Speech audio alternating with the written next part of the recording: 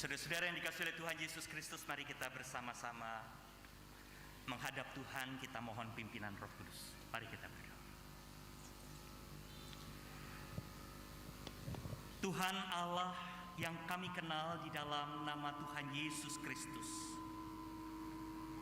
kami percaya bahwa kami boleh merasakan cinta yang begitu besar melalui karya Kristus di tengah-tengah dunia ini, melalui kehadiran Kristus sebagai wujud dari cinta Allah yang tidak pernah berhenti kepada umat manusia dan kepada ciptaan.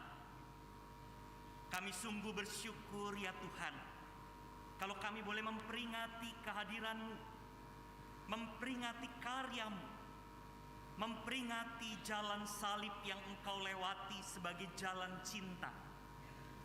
Dan kami boleh melihat dan merasakan, mensyukuri kebangkitan Kristus sebagai wujud dari kemenangan, kemuliaan Engkau.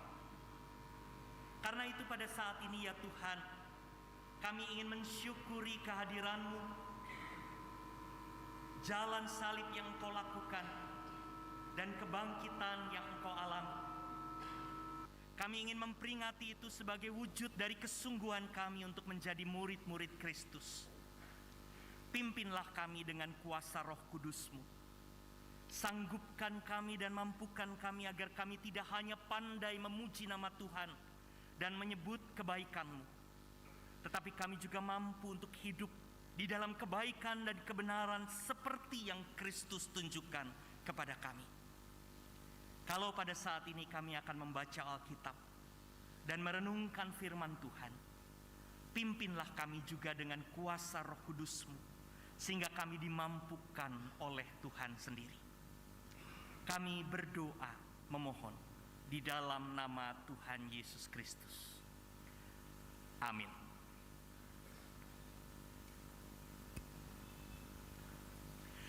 Saudara-saudara yang dikasihi oleh Tuhan Yesus Kristus, saya mengajak kita bersama-sama membaca dari Injil Matius pasal 28, ayatnya yang pertama sampai dengan ayat yang ke-10 sebagai bahan perenungan kita pada hari Paskah, pada hari yang sangat penting dalam kehidupan kita sebagai gereja Tuhan. Injil Matius pasal 28 ayat 1 sampai dengan 10. Bapak Ibu saudara-saudara yang ada di gedung gereja maupun saudara-saudara yang mengikuti ibadah ini secara live streaming, mari kita bersama-sama dengarkan firman Tuhan. Setelah hari Sabat lewat, menjelang menyingsingnya fajar pada hari pertama minggu itu, pergilah Maria Magdalena dan Maria yang lain menengok kubur itu. Maka terjadilah gempa bumi yang hebat, sebab seorang malaikat Tuhan turun dari langit dan datang ke batu itu dan menggulingkannya, lalu duduk di atasnya.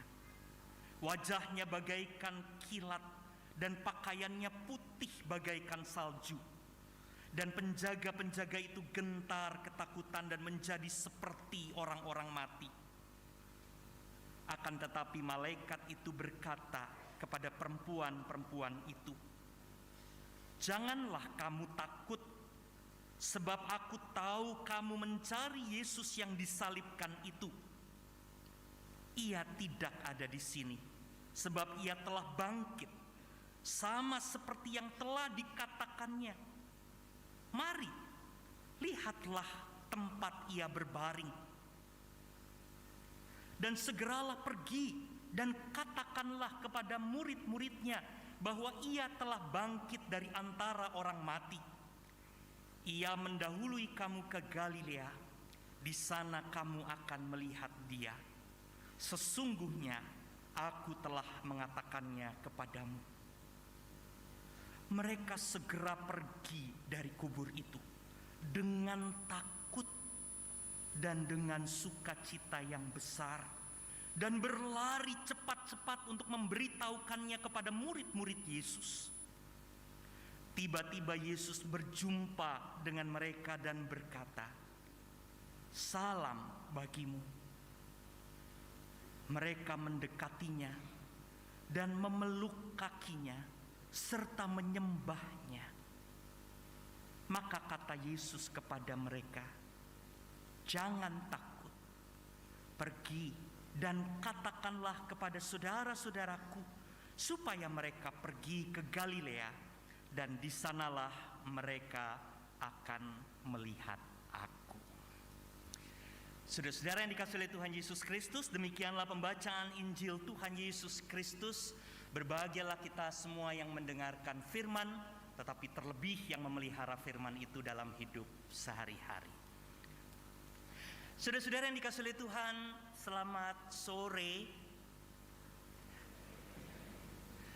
Sore apa malam, jadi agak ragu-ragu yang ngejawabnya. Sore, malam.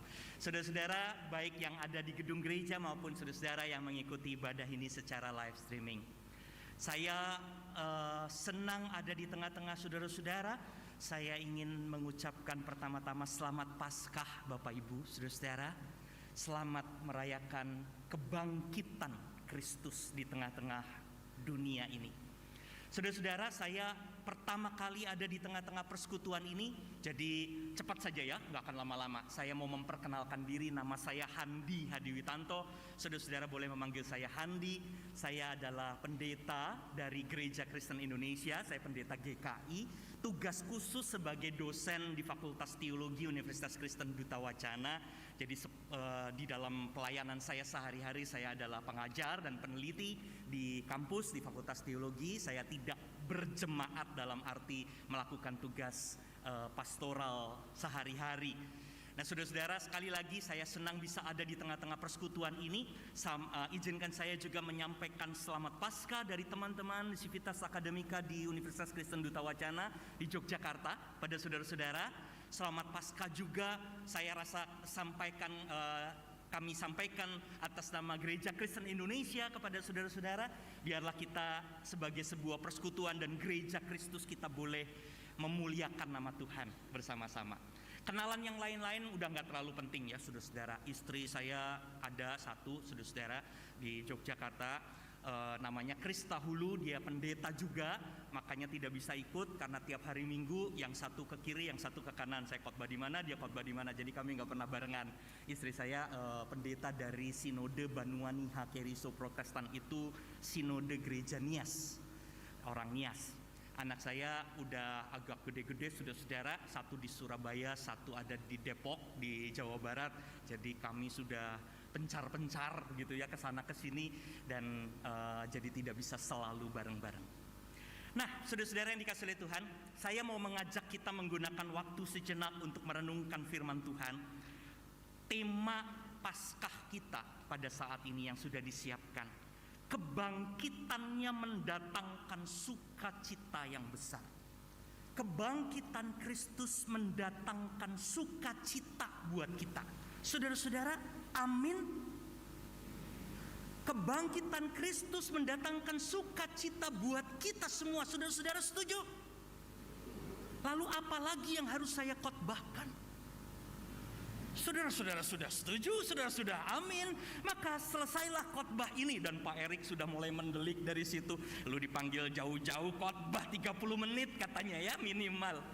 Tapi saudara-saudara, apa lagi yang harus saya bicarakan ketika saudara-saudara merasa bahwa kebangkitan Kristus itu menghadirkan sukacita buat kita? Kita mengamini itu. Saya juga mau mengamini itu. Nah, supaya saya ada kerjanya sekarang, saudara-saudara, saya mau mengajak kita mencari tahu yang mungkin belum selalu kita pikirkan, atau mungkin luput kita pikirkan. Nah, saudara-saudara, saya rasa mari kita sekarang simpan dulu sebentar persoalan bahwa kebangkitan Kristus mendatangkan sukacita. Saya mau mulai dengan persoalan sukacita, kegembiraan. Saudara-saudara, setidaknya menurut saya ada dua model orang bersukacita, orang gembira. Satu, model yang pertama adalah model yang sangat instan, sukacita yang cepat, kegembiraan yang instan, yang mendadak, yang tujuannya adalah, urusannya adalah soal saya menginginkan apa. Saya menginginkan kegembiraan, saya menginginkan sukacita. Saudara-saudara, kalau kita pengen yang instan dalam kegembiraan dan sukacita, kalau ada masalah, nonton komedi, saudara akan tertawa dan saudara-saudara segera mendapatkan kegembiraan. Betul nggak? Kalau kita lagi susah, kita cari apa yang menyenangkan. Beberapa orang senang nonton, maka kesusahan segera diganti dengan kegembiraan instan. Semuanya adalah soal apa yang bisa saya dapatkan segera. Tapi kita tahu, saudara-saudara, sukacita seperti ini sementara. Betul nggak? Sementara. Saya punya teman yang sangat hobi kalau lagi punya masalah. Saya yakin beberapa dari saudara-saudara ada yang begini. Kalau lagi punya masalah, maka dia akan cari tempat makan baru dan makan. Tiap kali ada masalah, cari tempat makan. Masalah, cari tempat makan. Akibatnya gemuk. Maka gemuk bukanlah tanda dari kemakmuran, gemuk tanda dari banyak masalah. Wah, orang ini gemuk, banyak masalah ya kamu ya, karena makan terus, tiap kali ada masalah makan. Dan kalau kita bilang, kenapa kamu makan terus, banyak masalah? Ya kenapa kamu makan? Karena kalau saya makan, saya menemukan kegembiraan, saya menemukan sukacita. Maka saudara-saudara, yang kayak begini menunjukkan bahwa sukacita dan kegembiraan bisa kita dapatkan dengan cepat. Karena urusan tujuannya adalah pada diri kita sendiri, pada pribadi, pada sesuatu yang cepat-cepat saja, tidak terlalu mendalam. Kadang-kadang juga bisa menjadi nyeleweng ke yang aneh-aneh. Orang susah cari kegembiraan dengan minum obat-obatan. Orang punya masalah kerja, lalu cari tempat hiburan. Ribut sama pasangan di rumah, cari selingkuhan. Kegembiraan, saudara-saudara, ada masalah, ganti, cari yang menyenangkan untuk diri sendiri, maka segera selesai. Sekali lagi, saudara-saudara, kita bisa melihat bahwa itu pun bisa disebut sebagai kegembiraan dan sukacita. Tapi pasti kita setuju, itu semua sementara, betul. Itu semua hanya kulit luar. Maka saudara-saudara, sukacita yang kedua, model yang kedua, berbicara sesuatu yang lebih mendasar. Sukacita yang bukan hanya sekedar ukurannya diri sendiri, tetapi kesukacitaan yang berbicara tentang nilai hidup. Kesukacitaan yang kita mau perjuangkan dengan serius. Kesukacitaan yang berbicara tentang kehidupan yang lebih besar dan lebih luas, yang ada dalam hubungannya dengan orang-orang di sekitar kita. Saudara-saudara, mungkin beberapa dari kita akan berbicara bahwa saya sukacita ketika hidup saya bisa mandiri. Saya sukacita ketika saya bisa melihat anak-anak saya bertumbuh menjadi dewasa. Saya bersukacita ketika hidup saya menjadi berharga untuk orang lain. Ketika saya bisa melakukan sesuatu bagi orang-orang di sekitar saya. Saya pernah ngobrol dengan beberapa anak muda, apa yang membuat kamu sukacita yang sangat serius dalam hidup? Lalu dia bilang, ketika saya bisa menikahi gebetan saya. Sesuatu yang bukan hanya bicara tentang apa yang cepat. Kita semua tahu bahwa itu semua membutuhkan apa, saudara-saudara? Proses, membutuhkan usaha, membutuhkan kerja keras. Ada beberapa anak muda mengatakan, saya sukacita ketika saya bisa bebas dari orang tua saya. Saya bisa mandiri sebagai manusia. Nggak ada orang yang bisa mandiri dan cepat menjadi mandiri ketika dia tidak berusaha, dia tidak belajar, dia tidak bekerja keras, dia tidak punya kemampuan apa-apa. Tidak ada orang yang bisa dengan cepat begitu saja melihat anak-anaknya bertumbuh menjadi mandiri ketika dia tidak menyekolahkan anaknya, ketika dia tidak bekerja keras untuk membantu anaknya, dan seterusnya. Saya tadi siang baru bercerita dengan rekan Ibu Ibu Arum, dipanggilnya apa ya? Pendeta Arum. Pendeta muda ya, Pendeta Arum.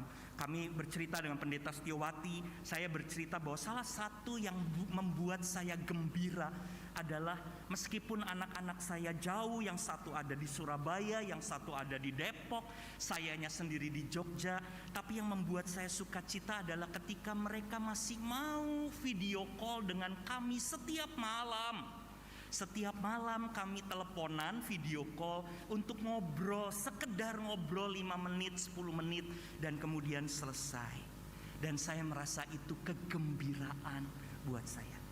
Tapi saudara-saudara, kita semua bisa melihat, yang kedua ini tidak cepat-cepat, tidak instan. Ini bukan sekedar susah cari hiburan. Ini semua membutuhkan usaha dan keseriusan untuk berjuang. Mencoba untuk menyelesaikan persoalan, mencoba untuk mendidik, mencoba untuk memahami, kadangkala mengalami kesulitan, kadangkala mengalami kegamangan, kebingungan, tidak selalu mudah, tidak selalu gampang. Ini adalah sesuatu yang harus diusahakan dengan serius. Kesukacitaan yang datang dalam sebuah proses, dalam sebuah kesungguhan untuk memperjuangkan itu dengan cara yang benar. Nah, saudara-saudara, saya jadi ingin bertanya, kalau kita berbicara tentang kebangkitan Kristus memberikan kita sukacita, ini sukacita yang instan atau ini sukacita yang mendasar?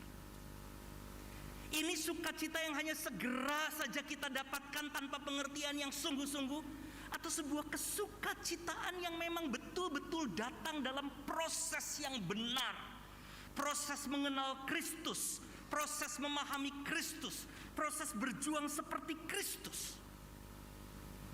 Saya ingat beberapa waktu lalu, saudara-saudara, ini suka saya gunakan contoh di kelas.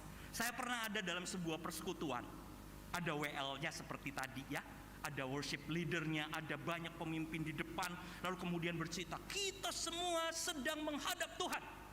Saudara-saudara, kita sedang datang kepada Tuhan. Ini rumah Tuhan.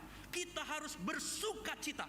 Mari kita bersukacita. Jangan ada wajah-wajah cemberut, jangan ada wajah pepaya. Istilahnya itu ya, wajah pepaya merah cemberut begitu ya. Tidak ada wajah yang cemberut. Kita harus sukacita. Tinggalkan semua beban-beban hidup di belakang. Saya tuh kalau ngedenger gitu terus sambil nengok ke belakang, kemana saya harus tinggalkan beban hidup saya. Saya taruh di loker begitu kira-kira, lalu datang kepada Tuhan, sukacita.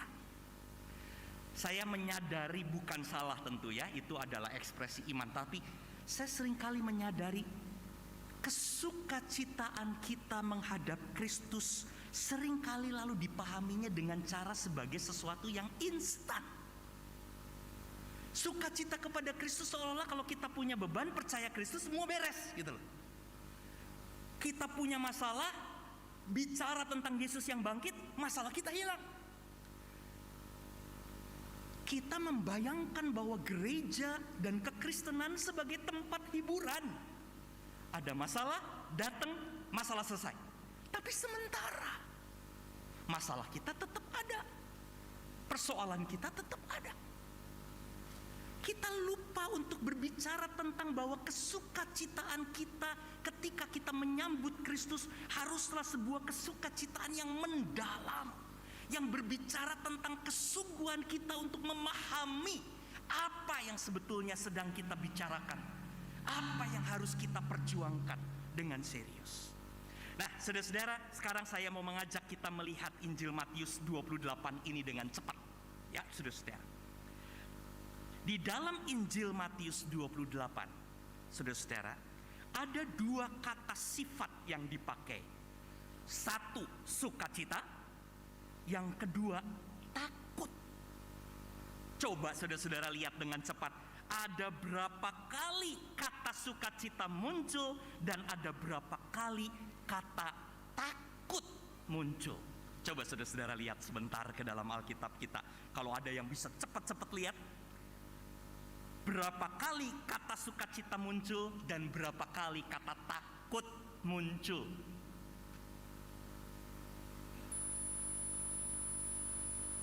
Ada yang mau angkat tangan, saudara-saudara? Kalau saudara lihat dengan baik, nanti diperiksa ya. Ini bisa selesai nanti besok pagi gara-gara nungguin begini ya. Jadi sekarang saya aja yang kasih bocorannya, saudara-saudara nanti cek sendiri. Kata sukacita muncul 1 kali. Ayat berapa? Ayat 8. Ayat 8 ada kata sukacita. Itu pun diucapkan bersama dengan kata takut. Para perempuan itu pergi dari kubur itu dengan takut dan dengan sukacita. Tapi ada kata takut. Berapa kali kata takut muncul?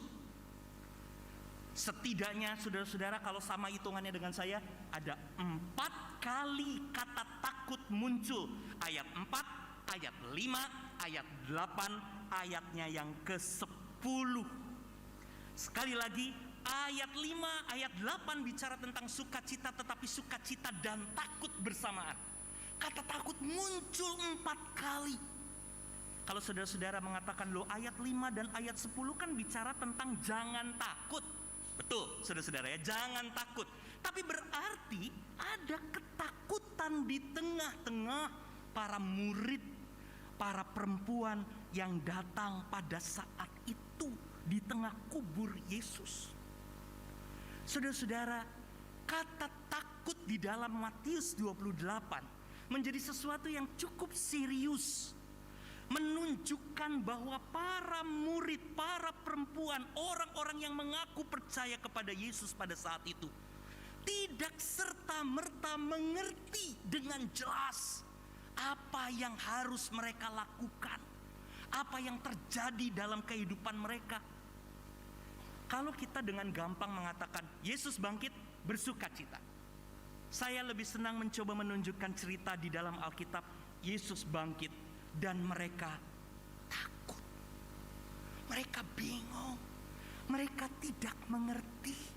Mereka belum paham.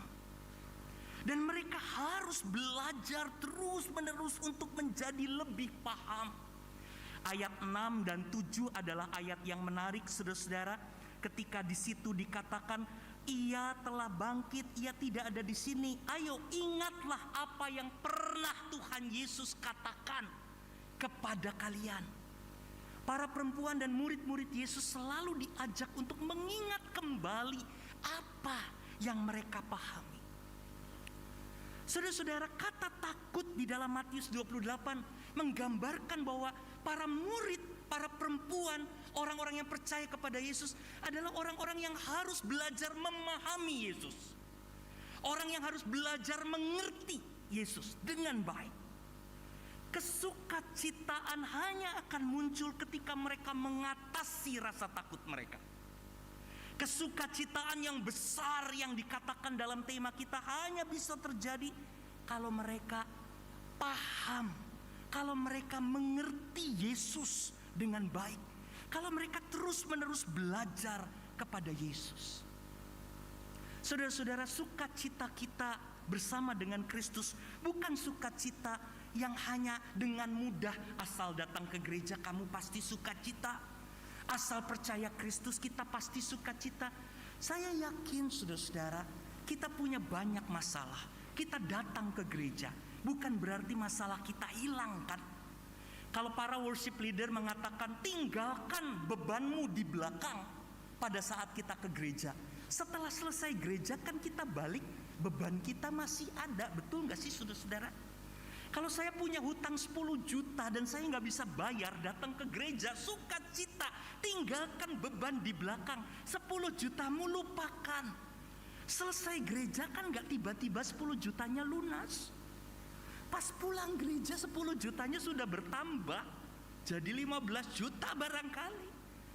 Ya ini hanya contoh saudara-saudara. Tapi berarti menunjukkan bahwa ada sesuatu yang barangkali jauh lebih mendalam, di mana orang-orang yang mau bersukacita bersama Kristus yang bangkit adalah orang-orang yang harus belajar memahami, mengurangi, membuang rasa takut mereka untuk menjadi sukacita yang jelas. Sekarang kita maju. Kalau begitu, apa sebetulnya yang sedang dibicarakan oleh Tuhan Yesus? Apa yang harus dipahami dalam diri Tuhan Yesus? Maka saudara-saudara, saya selalu senang untuk mengatakan, kehadiran Tuhan Yesus di dalam dunia adalah kesungguhan kehadiran Allah yang memperjuangkan cinta kasih tanpa pernah berhenti. Memperjuangkan cinta kasih untuk mendatangkan kebahagiaan dan sukacita buat orang. Tapi memperjuangkan cinta kasih itu bahkan melewati jalan salib. Tuhan Yesus harus jalan salib kan? Harus sampai di bukit Golgota untuk dengan serius menunjukkan cinta kepada umat manusia. Cinta yang tidak pernah berhenti, terus menerus diperjuangkan oleh Kristus. Kalau kita merayakan kebangkitan Kristus, maka kita merayakan kehadiran Allah yang mencintai manusia tanpa pernah berhenti, tanpa pernah melawan, tanpa pernah mencoba untuk menghindar. Cinta yang diperjuangkan sehingga orang-orang mendapatkan pertolongan, mendapatkan penghiburan. Maka saudara-saudara, para murid harus belajar yang sama. Kalau para murid ingin bersuka cita bersama Kristus yang bangkit, maka para murid harus belajar seperti Yesus, memperjuangkan cinta yang sama, memperjuangkan kesungguhan yang sama tanpa pernah berhenti. Maka saudara-saudara, kita bisa melihat ya, sebagai penutup dalam Matius 28, beberapa kali dikatakan bahwa para perempuan dan murid-murid harus melakukan sesuatu dalam hidup mereka. Ayat 10 misalnya ya, maka kata Yesus kepada mereka, jangan takut, pergi dan katakanlah kepada saudara-saudaraku supaya mereka pergi ke Galilea dan di sanalah mereka akan melihat aku.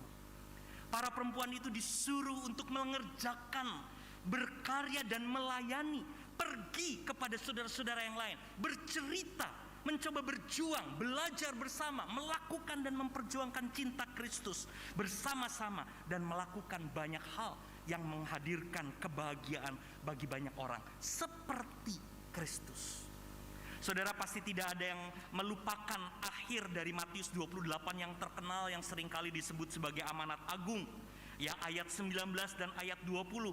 Karena itu pergilah, jadikanlah semua bangsa muridku, dan baptislah mereka dalam nama Bapa, Anak, dan Roh Kudus, dan ajarlah mereka melakukan segala sesuatu yang telah kuperintahkan kepadamu. Orang yang menyambut Kristus yang bangkit tidak orang yang otomatis sukacita tinggal duduk dan menikmati kebahagiaan instan. Orang yang menyambut Kristus adalah orang yang harus belajar mengerti, orang yang harus bekerja, orang yang harus berupaya memahami dan menyebarkan cinta Kristus. Orang yang harus terus-menerus melakukan sesuatu tanpa pernah menyerah. Seperti Kristus memperjuangkan cinta itu. Disitulah kesukacitaan yang besar akan dapat dirasakan. Jadi saudara-saudara yang dikasihi oleh Tuhan, saya rasa kita bisa berulang-ulang setiap tahun kita mengatakan kebangkitan Kristus menghadirkan sukacita. Kita bisa mengamini itu berulang-ulang. Tapi jikalau kita sendiri tidak pernah betul-betul mencoba untuk memahami apa yang harus diperjuangkan, kita tidak pernah bekerja untuk memperjuangkan dan menghadirkan sukacita, memahami dan memperjuangkan cinta kasih seperti Kristus memperjuangkan itu, maka sukacita yang besar itu selalu akan hanya jadi omong kosong. Gereja hanya akan selalu bicara tentang cinta, bicara tentang Kristus yang bangkit, bicara tentang sukacita. Tapi saudara-saudara, kita tahu di mana juga ada tidak sukacita, di mana ada ketidaksukacitaan. Rasanya kita bisa bilang, bukankah di gereja? Di gereja orang bisa berteriak tentang sukacita. Di gereja yang sama orang terluka, orang marah, orang tersingkir, orang menipu, orang menindas. Di dalam gereja orang bertengkar, orang kecewa, Orang marah, pendeta ribut dengan pendeta, pendeta ribut dengan anggota jemaat, majelis dengan majelis. Di dalam gereja orang berbicara tentang cinta, tapi di dalam gereja yang sama orang gagap memahami cinta. Saudara-saudara, ngomong-ngomong, bukankah terakhir-terakhir kasus-kasus kriminal yang banyak ada di media massa dan media sosial kita terjadi di tengah-tengah orang-orang kita? Iya enggak sih saudara-saudara? Ya, saya tidak terlalu senang untuk terus menekankan soal itu, tapi saya hanya ingin menekankan karena seringkali orang Kristen merasa yang jahat itu orang di luar sana, yang gak benar itu bukan orang Kristen, yang gak beres itu bukan anak-anak Tuhan.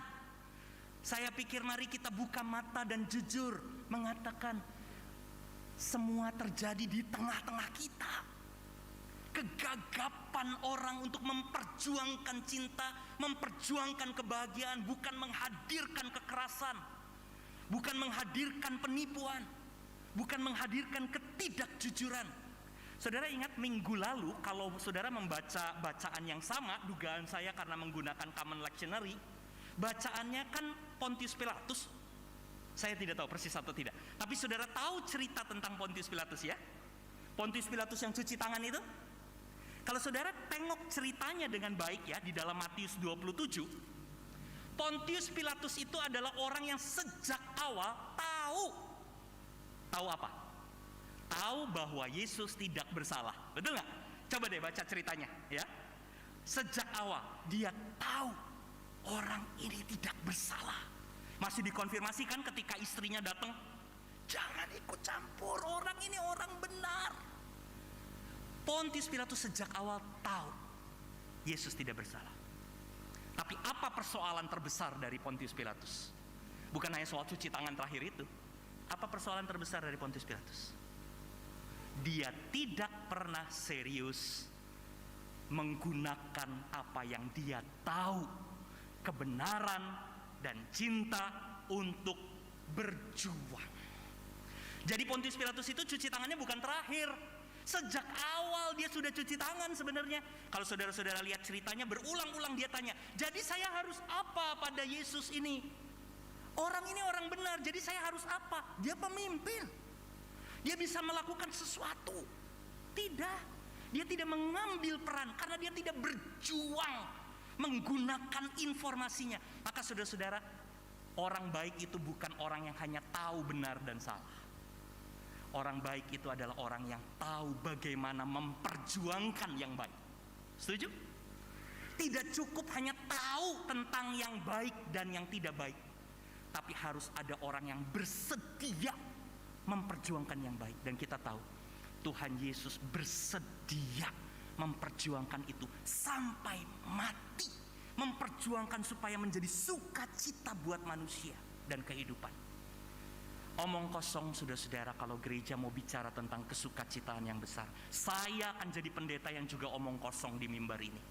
Kalau saya tidak berusaha untuk menggunakan informasi kebenaran, kebaikan dan cinta untuk berbagi dengan saudara-saudara dalam kehidupan kita sama-sama. Saudara-saudara, beberapa waktu lalu anggota DPR di Komisi 11 melakukan rapat kerja dengan Menteri Keuangan soal korupsi pejabat keuangan. Ini kan kasus lagi ramai ya, saudara-saudara. Lalu salah seorang anggota DPR Komisi 11 mengatakan sesuatu, dan ini ada di YouTube. Dia mengatakan begini, makan uang haram tuh sedikit-sedikit ya nggak apa-apa, tapi jangan banyak-banyak. Saudara bisa memperhatikan ini? Makan uang haram sedikit-sedikit tidak apa-apa, jangan banyak-banyak. Sedikit-sedikit kan lama-lama jadi banyak. Ketika seseorang berbicara nggak apa-apa, dia menjadi orang yang tidak serius berjuang memproses nilai hidup, memperjuangkan kebenaran, mengolah kebenaran. Itu menunjukkan bagaimana dia bermain-main dengan hidup, bermain-main dengan nilai, bermain-main dengan tidak apa-apa. Maka katanya konon orang Indonesia terkenal hanya peduli pada kulit luar. Ya jangan banyak-banyak supaya nggak kelihatan. Padahal persoalannya kan adalah ketika orang tidak jujur, makan uang haram, itu berarti menunjukkan ketidakseriusan orang untuk memproses hidupnya. Kalau dia adalah seorang murid Kristus, maka ketidakseriusan dia untuk belajar memperjuangkan kebenaran. Maka saudara-saudara, kita lihat ada banyak hal di negara kita ini yang berbicara hanya kulit luar. Berkali-kali sekarang di mana-mana orang bicara jangan flexing. Jangan flexing, jangan pamer kekayaan. Jangan pamer di Facebook, jangan pamer di media sosial, jangan pamer. Lupa, persoalan utamanya bukan soal jangan pamer. Persoalan utamanya adalah jangan menggunakan uang yang didapat tidak jujur. Betul enggak? Persoalan utamanya adalah bagaimana orang-orang belajar untuk hidup memberikan ruang cinta yang serius.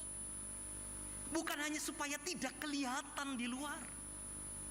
Kalau kita ingin membagikan sukacita yang besar sebagai murid Kristus, karena kita mensyukuri kebangkitan Kristus, maka kita harus belajar kepada Kristus yang dengan serius berjuang membela dan menegakkan kebenaran, membagikan cinta dan hidup dengan cara yang benar. Maka kesukacitaan itu akan hadir. Saya akan menutup ini dengan kita mungkin tidak hanya berbicara tentang yang besar-besar. Keluarga kita adalah tempat di mana kita memperjuangkan cinta dan kebenaran. Kesukacitaan yang besar harusnya juga bisa dirasakan di dalam dan di tengah-tengah keluarga-keluarga yang serius berjuang memperjuangkan kebenaran dan cinta itu. Sambil terus berkenalan ya saudara-saudara, saya dan istri saya tahun lalu memperingati ulang tahun pernikahan yang ke-26. Bukan waktu yang lama ya, 26 dibandingkan beberapa saudara-saudara. Tahun ini 27 tahun kami menikah. Kalau dihitung dari pacaran lebih lama lagi, karena saya pacaran di semester 2 ketika saya kuliah. Tambah sekitar 6 tahun, saudara-saudara, kurang lebih masa kuliah dan masa-masa yang lain. Cukup lama kami berkenalan. Saudara-saudara, bukan cerita yang baik, ini sekedar sharing. Setelah 26 tahun, 27 tahun menikah, lama-lama kami mulai tidak terlalu banyak ngomong, saudara-saudara. Kalau dulu lagi pacaran ngomong aja, apa aja diceritain. Udah 26 tahun diem aja sendiri-sendiri. Ngomong sedikit konslet gitu ya. Waktu ada anak-anak masih ada wasitnya. Anak-anak sudah nggak ada, wasitnya nggak ada, saudara-saudara. Ngomong sedikit konslet. Jadi jangan banyak-banyak ngomong daripada konslet gitu kan. Nah saudara-saudara, ini bukan contoh yang baik ya. Saya tadi lagi tidak cerita yang contoh baik ini sebenarnya. Nah satu kali saya nengok anak saya di Surabaya. Kami naik mobil pulang dari Surabaya. Saking jarangnya, saking hati-hatinya gak suka selalu ngomong, gak sadar udah jalan berkilo-kilo, saya nyetir aja diem. Dia sibuk aja sama HP, gak ngomongan. Udah berkilo-kilo. Tiba-tiba di tengah jalan dia ngomong, Han, nama saya Handi ya, jadi dipanggilnya Han, saya ada di mana? Saya bilang, nah mulai nih cari gara-gara. Konslet nih kan kalau diterusin. Udah jelas dari tadi saya duduk di sini. Han, saya ada di mana? Saya diemin aja daripada konslet. Ya jalan aja terus diemin. Udah berapa lama dia tanya lagi, Han, saya ada di mana? Ya udahlah disaut. Ya di situ, dari tadi duduk di situ pakai nanya macam-macam, cari ribut ya. Terus dia bilang begini, oh saya pikir saya di hatimu. Iya. Rupanya dari tadi tuh dia nonton Lapor Pak, saudara-saudara ya. Gombal-gombalannya Lapor Pak. Tapi saudara-saudara, karena dua-duanya pendeta, maka jadilah bahan khotbah.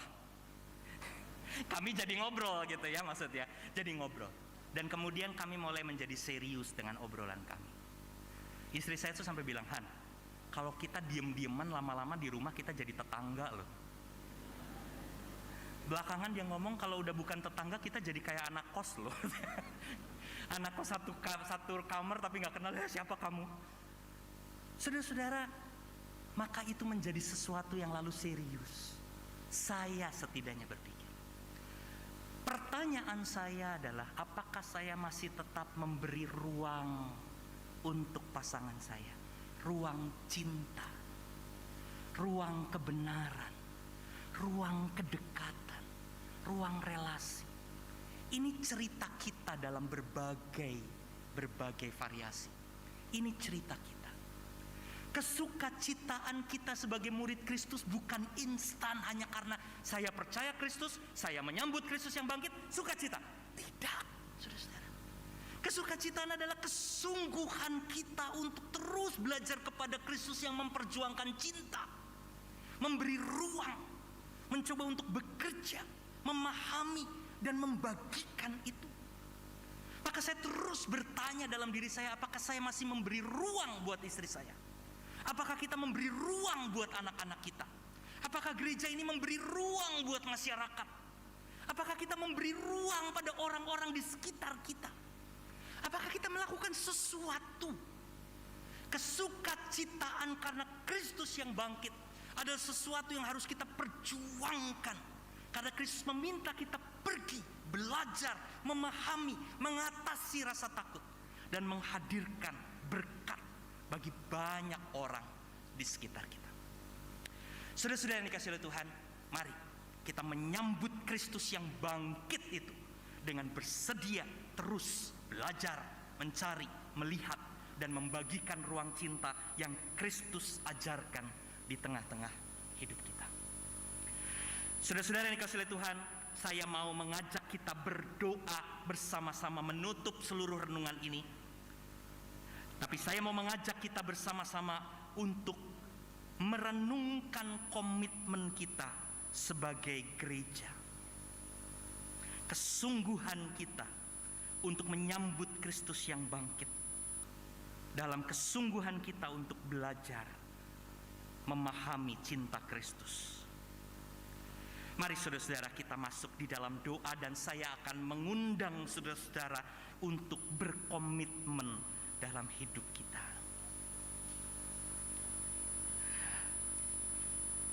Ya Tuhan Allah yang baik, kami tidak akan pernah berhenti bersyukur karena Engkau telah hadir di dalam Kristus, berjuang menghadirkan cinta-Mu kepada kami dan kepada dunia ini. Biarlah kami boleh menjadi murid-murid Kristus yang tidak pernah berhenti untuk belajar kepada Kristus dan ikut menghadirkan sukacita yang besar itu. Karena itu sebagai gereja, kami tidak mau membiarkan ruang cinta dan kebenaran itu hanya menjadi milik kami. Kami ingin menjadikan gereja ini sungguh-sungguh menjadi gereja yang berjuang melalui visi, melalui setiap program, melalui setiap pelayanan-pelayanan yang dilakukan. Kami mau menjadi anggota gereja, mau menjadi aktivis, mau menjadi hamba Tuhan, mau menjadi anggota-anggota jemaat yang dengan sungguh-sungguh menghadirkan gerakan yang kuat, menghadirkan cinta yang besar. Saya mau mengundang kita semua yang merasakan gerakan itu, merasakan kesungguhan untuk menjadikan gereja ini menjadi tempat, menjadi ladang pelayanan yang menghadirkan cinta kepada orang-orang di sekitar. Jikalau ada saudara-saudara yang tergerak dalam kesungguhan kita untuk mengupayakan itu, saya mengundang saudara-saudara untuk bangkit berdiri.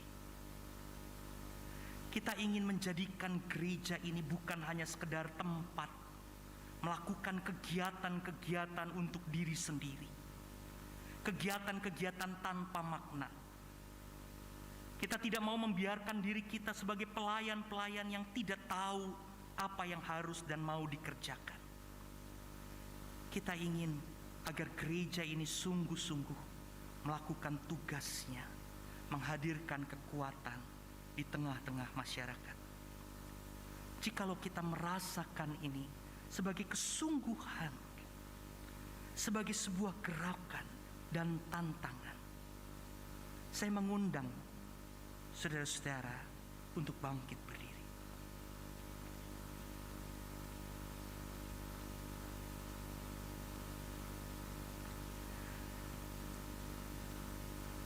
Keluarga-keluarga kita membutuhkan kesukacitaan yang mendasar. Keluarga-keluarga kita membutuhkan ruang cinta yang terus-menerus diperjuangkan, terus-menerus dibangun. Jika kita merasakan bahwa ini adalah tantangan yang mau kita perjuangkan dalam kesungguhan, di tengah kehidupan keluarga, di tengah perbedaan, di tengah rasa sakit, tetapi kita mau dengan sungguh-sungguh memberi ruang cinta dan memperjuangkan itu di tengah-tengah keluarga kita. Saya mau mengundang kita untuk bangkit berdiri.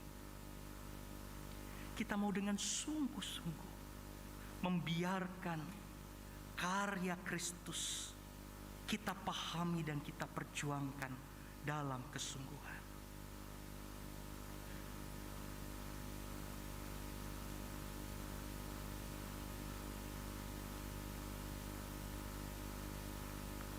Kita bekerja di tengah-tengah masyarakat. Kita hidup sebagai orang-orang yang berkarya, sebagai pedagang, sebagai pegawai, sebagai seorang guru, sebagai seorang atasan, sebagai seorang bawahan, sebagai dokter, sebagai tenaga-tenaga kesehatan, sebagai pekerja di tengah-tengah pemerintahan, sebagai apapun kita semua adalah murid Kristus yang memiliki tanggung jawab untuk membagikan cinta dan kebenaran dalam karya hidup kami, menghadirkan sukacita bagi masyarakat di sekitar kami. Jika kita tergerak pada saat ini, bersedia untuk berjuang, bersedia untuk melakukan sesuatu, bersedia untuk menghadirkan kesungguhan di tengah-tengah karya dan peran kami, melakukan dan memperjuangkan cinta Kristus, membagikan sukacita itu di tengah-tengah kehidupan. Saya mengundang saudara-saudara untuk bangkit berdiri.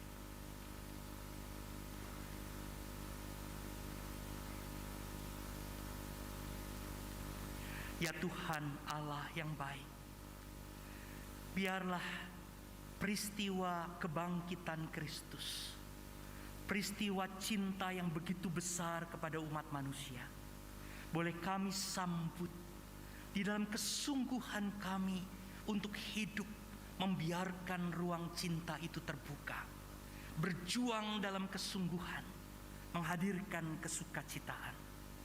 Biarlah kami tidak hanya berbicara tentang sukacita yang sederhana, tetapi kami sungguh-sungguh membicarakan kesukacitaan yang mendasar dalam hidup kami. Pakailah kami ya Tuhan, pakailah gerejamu agar kami mampu melakukan tugas kami dengan baik. Pakailah kami semua yang sudah bersedia bangkit berdiri. Pakailah supaya kami menjadi murid-murid Kristus. Bekerjalah di tengah-tengah jemaat-Mu pada saat ini, ketika kami masih berpikir dan ketika kami mau mencoba untuk melihat apa yang harus kami lakukan.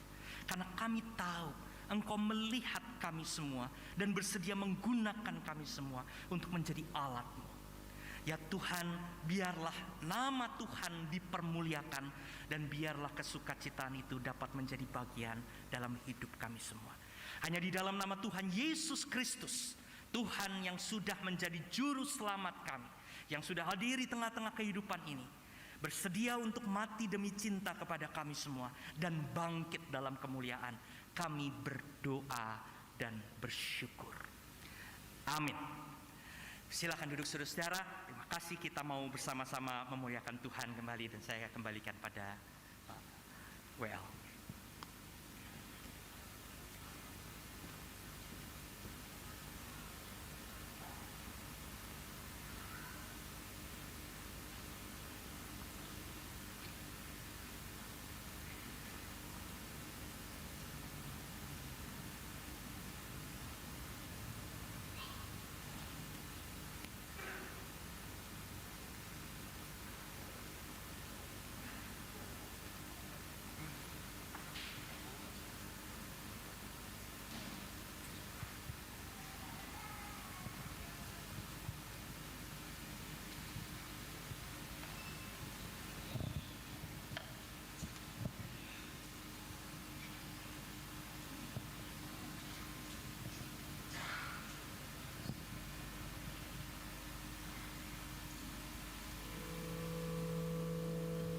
Tuhan.